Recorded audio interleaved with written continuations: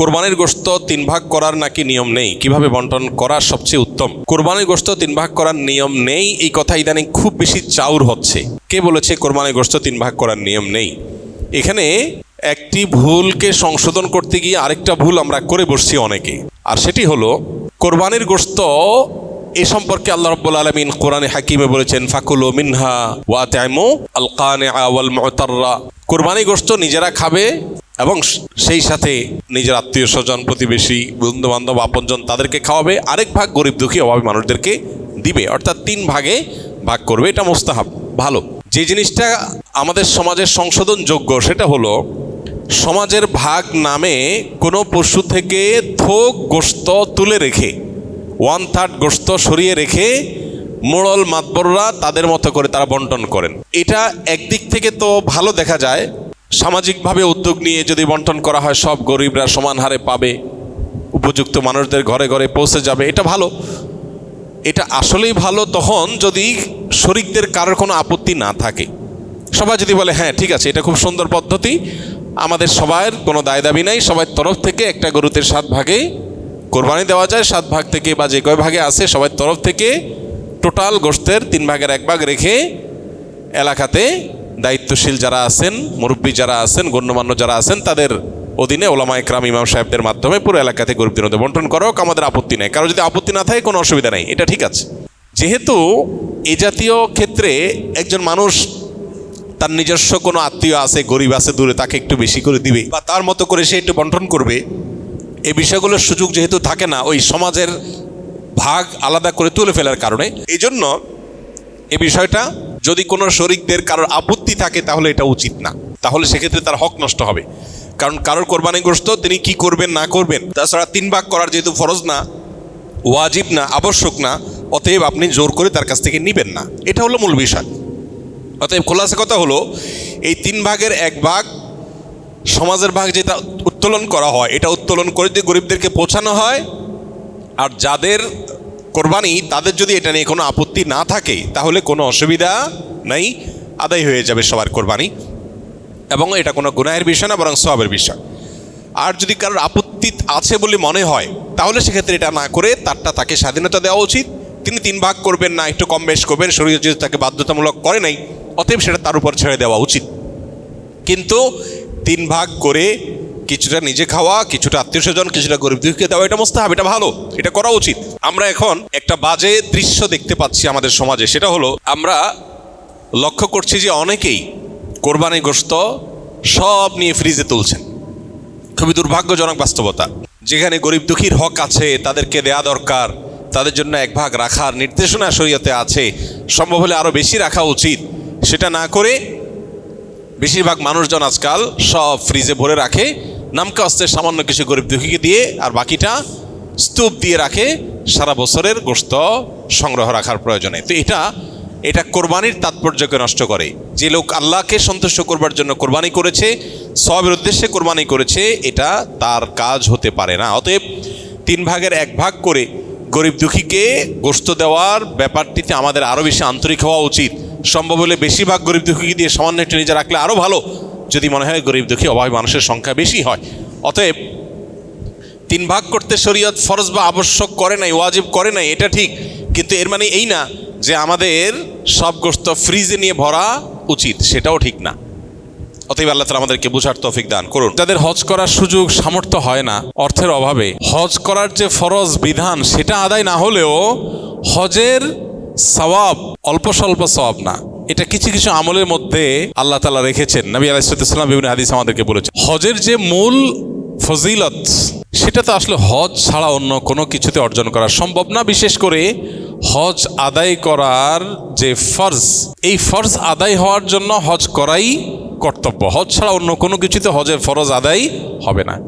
তবে নবী আলাইহিস সালামের কাছে গরিব এবং অভাবী সাহাবীরা বিভিন্ন সময় বিভিন্ন অনুযোগ নিয়ে আসতেন। ইয়া রাসূলুল্লাহ, ধনী সাহাবীরা তারা তো টাকা পয়সা আছে, দান সাদাকা, হজ, উমরা, নানান ইবাদতবন্দি করতে পারে টাকা দিয়ে, আমরা পারি না, আমাদেরকে কিছু আমল শিখাই দেন যাতে তাদের উপরে আমরা অগ্রসর হয়ে যেতে পারি তাদের চেয়ে। তো নবী আলাইহিস সালাম তাদেরকে দোয়া শিখিয়ে দিয়েছেন। দেখা গেল যে ধনীরা সে দোয়া বিভিন্নভাবে আপনার জেনে গেছেন এবং তারাও শুরু করে দিয়েছে।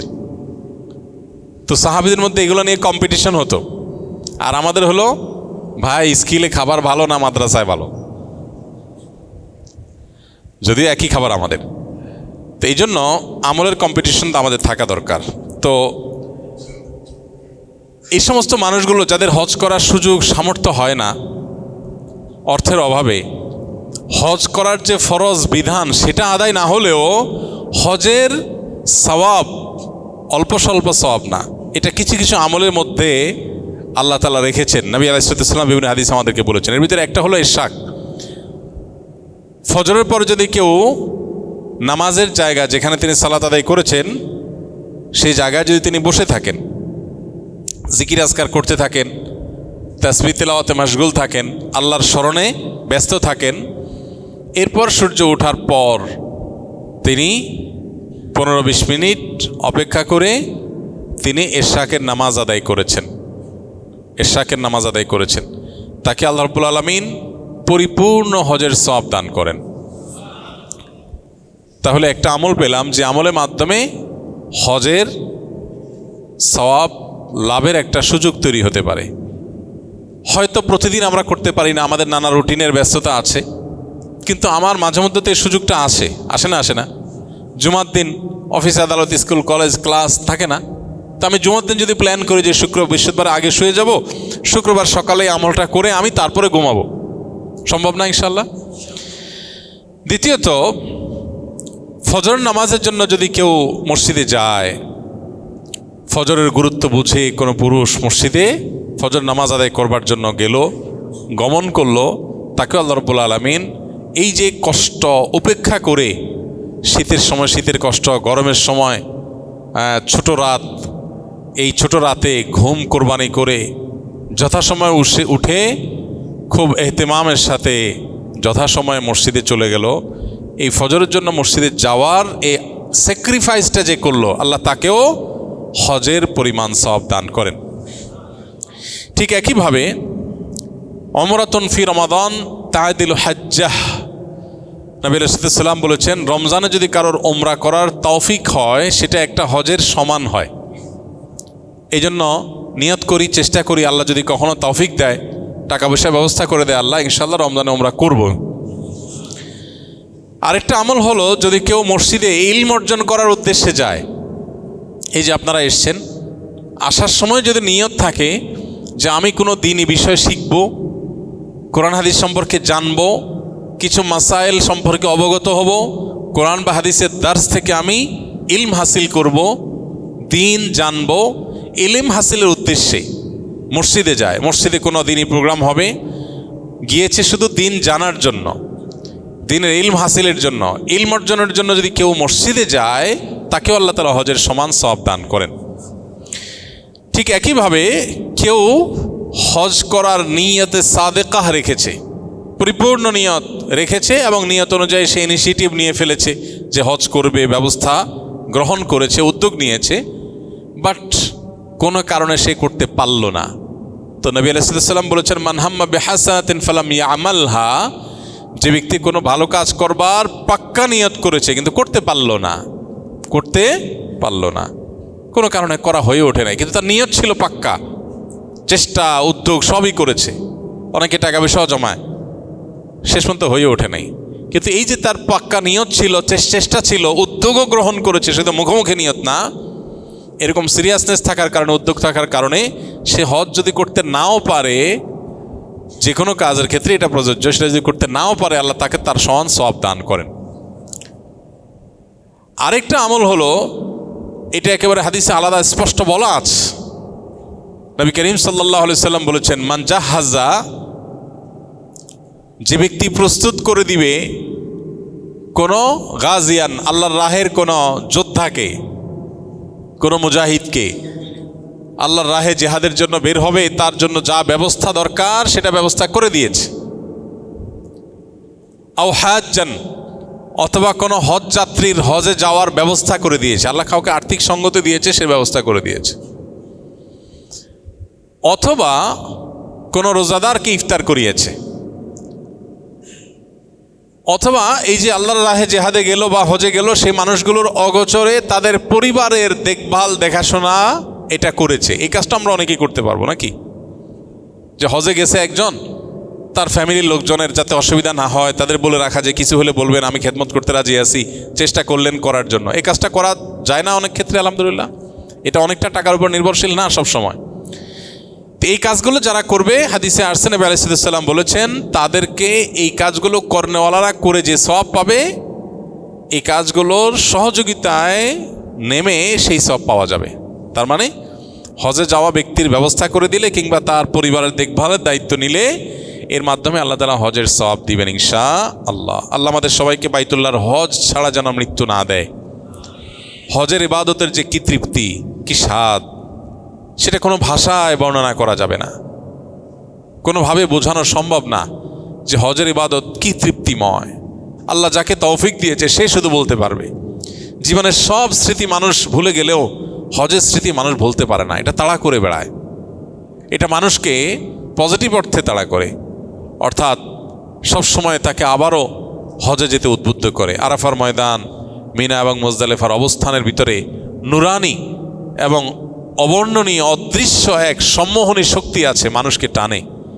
রুহানি একটা অবর্ণনীয় উন্নতি হয়ে থাকে। তা আল্লাহ আমাদের সবাইকে সেই হজটা জীবনে একবার হলেও করার তৌফিক দান করুন। বহু মানুষ আছে জীবনের চিন্তাও করে না। আমি একসময় চিন্তাও করি না যে আমার জীবনে কোনো হজের তৌফিক হবে। আলহামদুলিল্লাহ, আল্লাহ এখন তৌফিক দিচ্ছেন অনবরত। তো আল্লাহ কখন কাকে তৌফিক দিবেন সেটা আল্লাহ ফয়সালা করেন। আমরা নিয়ত করব, চোখের পানি ফেলবো, দোয়া করব। হজ যাত্রীরা হজে যাচ্ছে, আমরা যেতে পারছি না, আমরা দোয়া করব, আল্লাহ আপনি হজে যাওয়ার ব্যবস্থা করে দেন, আজকে নয় আবার অন্য কোনো সময়। আমি প্রথম হজে গিয়ে আরাফাতের ময়দানে আল্লাহর কাছে, আরাফাতের ময়দানের দোয়া মিস হয় না, দোয়া কবুল হয়। তো আমি আল্লাহর কাছে দোয়া করেছিলাম, আল্লাহ আমার আব্বা এবং আম্মার হজ করানোর আমার খুব ইচ্ছা, কিন্তু আমার সে শক্তি সামর্থ্য নাই, একজনকে করানোর টাকাও আমার কাছে নাই, আপাত দৃষ্টিতে সে টাকা আসার কোনো রাস্তাও নেই, কিন্তু তোমার খাজানায় তো অভাব নাই, আমি চাই তোমার কাছে তুমি ব্যবস্থা করে দাও। দোয়া করছি, আমার কাছে হজ করাবার কোনো সামর্থ্য নাই, কিন্তু আমার খুব ইচ্ছা যে আল্লাহ আমার বাবা মা জীবদ্দশা আমি হজ করলাম, তাদেরকে হজ যেন করাইতে পারি। খুব দোয়া করলাম, খুব দোয়া করে আসলাম, দেশে আসলাম হজ করে। আসার পরে এক আল্লাহর বান্দা আমাকে বলতেছেন যে আঙ্কেল আন্টির কি পাসপোর্ট আছে? তাই বললাম না, থাকার কথা না, থাকলো আব্বার আছে মনে হয়, আমার থাকার কথা না। বলছে দুইটা একটু বানান, আমার একটু ইচ্ছা ওনাদের দুজনের হজ করার। প্রথমবার হয়েছে আব্বারটা শুধু। এরপরে আমেরিকা থেকে এক আল্লাহর বান্দি উনি বলতেছেন যে আপনার আব্বা আম্মাকে হজ করার আমার ইচ্ছা। অর্থাৎ দুইজন লোক, একজন শুধু আব্বারটা আর একজন আব্বা আম্মা দুইজনেরটা। এবং পরবর্তী হজ আসার আগে দোয়া কবুল হয়ে গেছে। আবার অনেক সময় দোয়া কবুল হতে দেরি হতে পারে, তাতে কি? এই জন্য হজ করার তাড়া, ব্যথা, দরদ এটা অন্তরে লালন করতে হবে, দোয়া করতে হবে, চোখের পানি ফেলতে হবে। যখন মানুষ হজ করতে যাবে নিজের মধ্যে সে আগ্রহ জাগতে হবে, আল্লাহ গল্প দেওয়ার জন্য না, সেলফি তোলার জন্য না, আমি হজে যেতে চাই হজের সুফল পরিপূর্ণভাবে ভোগ করার জন্য, নিষ্পাপত্বের যে সওয়াব, যে ফজিলত এটা অর্জন করবার জন্য। দোয়া করবো তো ইনশাআল্লাহ। আল্লাহ রাব্বুল আলামিন আমাদের সবাইকে একবার না বারবার বাইতুল্লাহর জিয়ারতের তৌফিক নসিব করেন।